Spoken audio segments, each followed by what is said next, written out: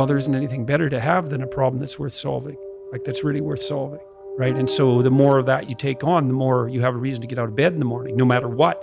Think, I'm getting up, I'm trudging forward. Doesn't matter what I'm suffering from. I've got things that need to be done. They're necessary. And that gives you that sense of purpose that is the antidote to bitterness.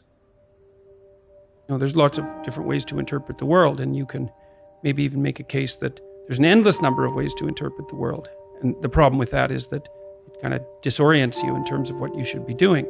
But just because there's a very large number of ways to interpret the world doesn't mean there's a very large number of productive, meaningful, and sustainable ways to interpret the world.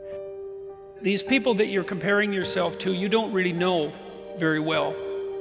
What that means is that you see their shiny outside, but you don't see the reality of their life.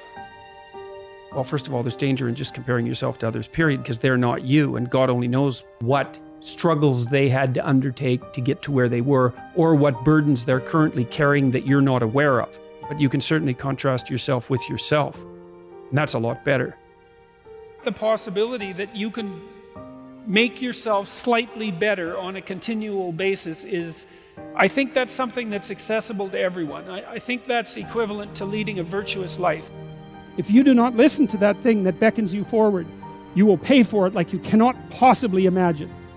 You'll have everything that's terrible about life in your life and nothing about it that's good. And worse, you'll know that it was your fault and that you squandered what you could have had. Always take into account the cost of what you're doing now, right? Because what people tend to think is whatever I'm doing now is risk-free, and here's a bunch of options. It's like, no, whatever you're doing right now has all sorts of risks. You're just blind to them because you've habituated to them. They've become invisible. So if you keep yourself in the fog, then you can't tell when you screwed up. Now that isn't so good because you're still screwing up. You're just too blind, self-blind to notice. Although in the short term, that's less painful. If you make your criteria for success razor sharp, then you know every time you screw up. But that's great because then you could fix it, or maybe you could adjust your damn plan. Either way, you can fix it. It seems to me you might as well make it the best one you could live in because you don't have anything better to do.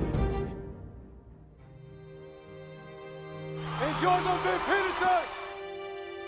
These people that you're comparing yourself to, you don't really know very well. What that means is that you see their shiny outside, but you don't see the reality of their life. There's always people out there who are doing far better than you on pretty much anything you want to imagine.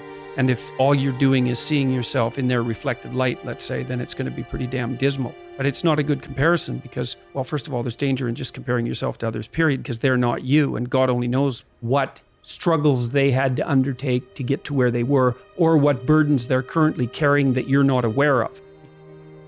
But you can certainly contrast yourself with yourself, and that's a lot better.